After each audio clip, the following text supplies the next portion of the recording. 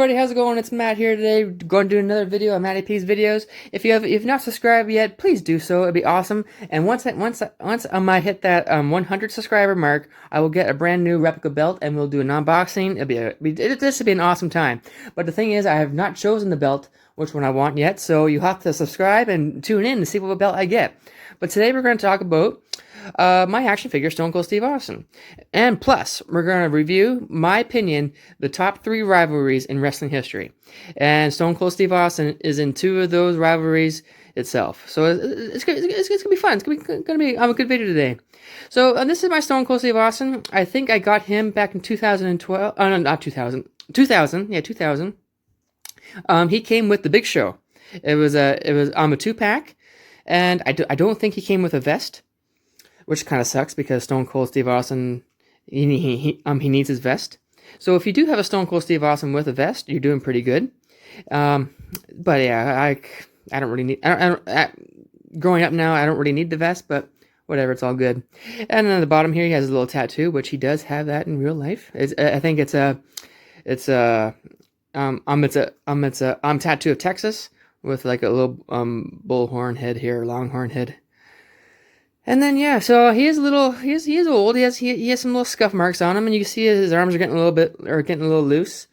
But overall, he's in pretty good shape still. And yeah, he has his goatee, angry face to him. So yeah, that's just a quick review of my Stone Cold Steve Austin figure. I do have other reviews of other action figures. So, as I said at the beginning of the video, I want to talk about the best 3 rivalries, in my opinion, in wrestling history. There could be my opinion, but they could also be your opinion too, because I think my opinion is pretty close to everybody else's. Okay, so we're gonna start with number 3 and work our way down to number 1. And so, in my opinion, number 3 best rivalry of all time would have to be Stone Cold Steve Austin and Triple H. Back in 1998, Shawn Michaels went down. He was the leader of DX. So Triple H he kind of rose to the occasion, and he became a rival to Stone Cold Steve Austin. Stone Cold he was the best babyface at the time, and Triple H he was actually the WWF champion like for the first time, and so he was competing with Stone Cold. I think it went from 1999 to all the way to 2001. And we'll get to that in a minute. Triple H, his goal was to be the best bad guy of all time, and I think he achieved that goal. He really knew how to get under your skin, and he always won the match when you wanted him to lose. He never lost really, because when he was champion, he held that belt on for a long time, and it he kept on winning and winning and winning, and you just started to hate him more because the bad guy was winning, and you didn't really see that very often. But these guys fought in No Mercy in 1999 for the WWF title.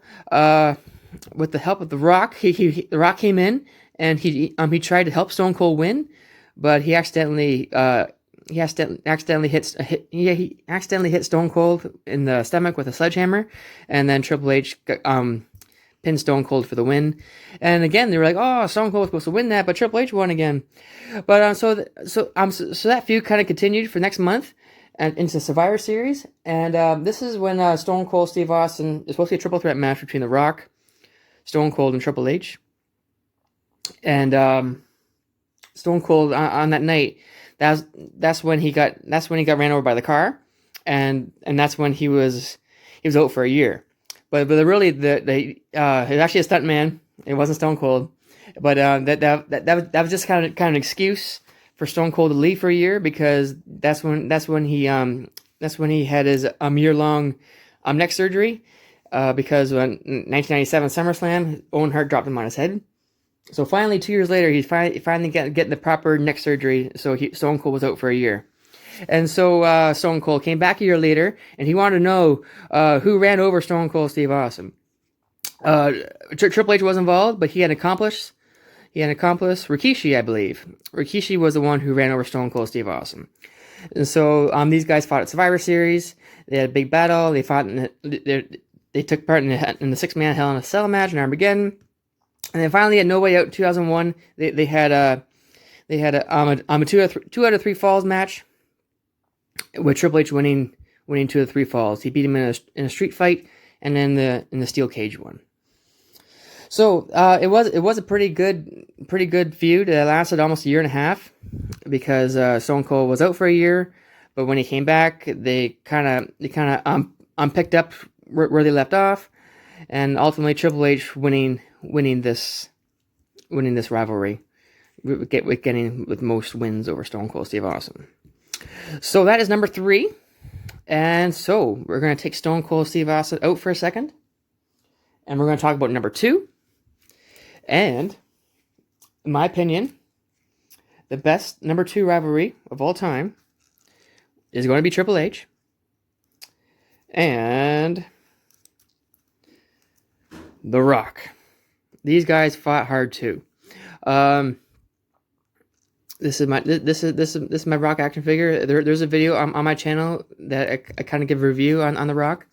So these guys fought for a long time as well. Like I said, they fought. Triple H was the DX, were the good guys, and then The Rock was actually the leader of the Nation of Domination, and they were the bad guys. And The Rock was the Intercontinental Champion, and Triple H was challenging him at SummerSlam 1998, and they had a ladder match, and which is a really good match. Like I kind of want to see it again because both these guys they fought so well, and like you had no idea. Well, maybe you did. That these two guys were going to become huge stars. Like when you fight for the Intercontinental title, the next step is the WWF title. So those guys showed that in that match they showed that they were main eventers, and great things were going to come to them. So they fought in 1998 at SummerSlam with Triple H winning with the help of China. And he became Intercontinental Champion. But The Rock, he went on to become WWF Champion, and he had a huge feud with Mankind, and which made him a bigger star. So, like I said in previous, when Stone Cold, he was out for a year. Triple H was the top bad guy, so The Rock stepped up as a top good guy, and maybe, in my opinion, he was even bigger than Stone Cold Steve Austin. Like he was getting to Saturday Night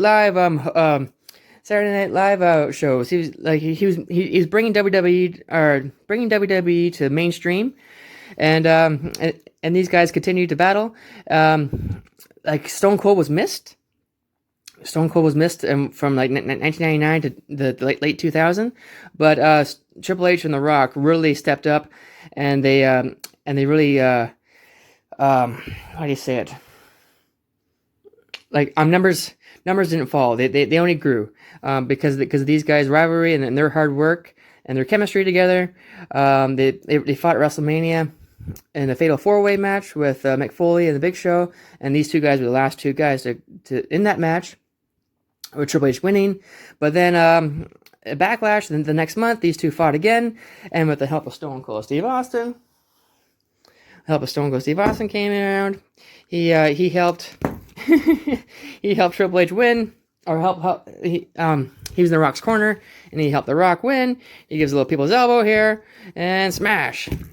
And 1, 2, 3, The Rock's the champion, and yeah, The Rock was the champion, like I said, and their feud kept on continuing the next month, actually, and then these two guys fought in a 60-minute Iron Man match with Triple H winning, I think 6-5 or something, because the return of the Undertaker came, and it was a disqualification for The Rock because he was actually helping Rock, but he was beating up Triple H as well, so which was a disqualification, and Triple H got the belt back. The next month later, The Rock pinned Vince McMahon, become WWF champion again, and then the rivalry kind of settled down a bit. But for the first half of that 2000, The Rock and Triple H really they really brought it, and they became, or how should you say this?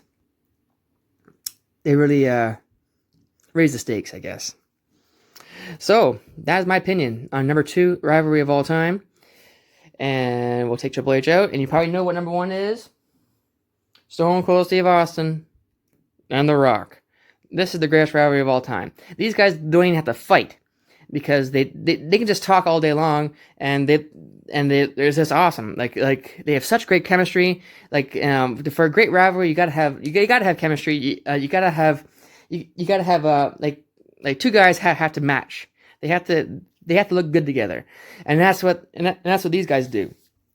The first time the first WrestleMania, the headline was WrestleMania 15.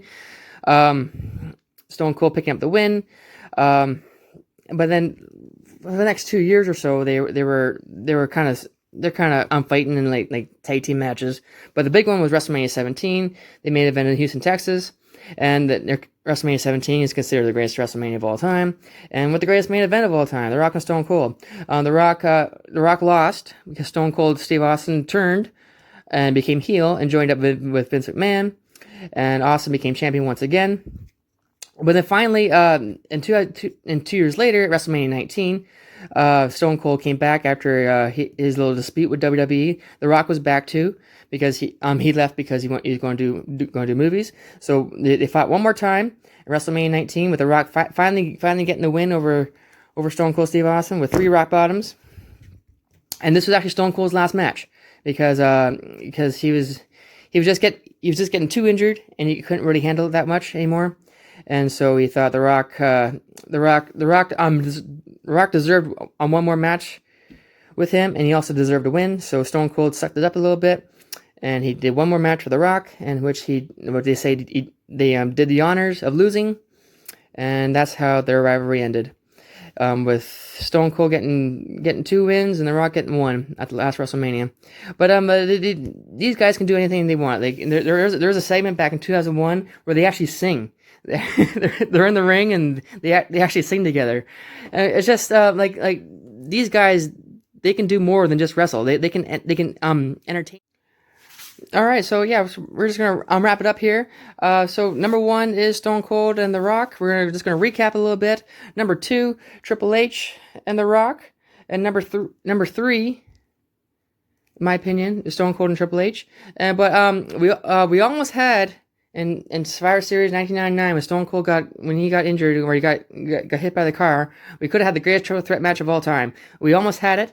It was like an hour away because Stone Cold got hurt or he got hit by the car. We could have had The Rock, Triple H, and Stone Cold in one match for the WWE title, but it did not happen, and it's kind of sad because we should have had the top 3 superstars of all time in a match together. It would have been awesome. Well, thanks so much for watching this video. Hope you guys enjoyed it. Hopefully you guys agree with me. If you don't, let me know, and we can kind of talk about it. And we'll have a discussion and have some fun. But remember, please subscribe to my channel. Once I hit that 100 subscriber mark, we will get another belt and we'll do an unboxing and we'll have a lot of fun. Okay, guys, thanks so much for watching. See you around.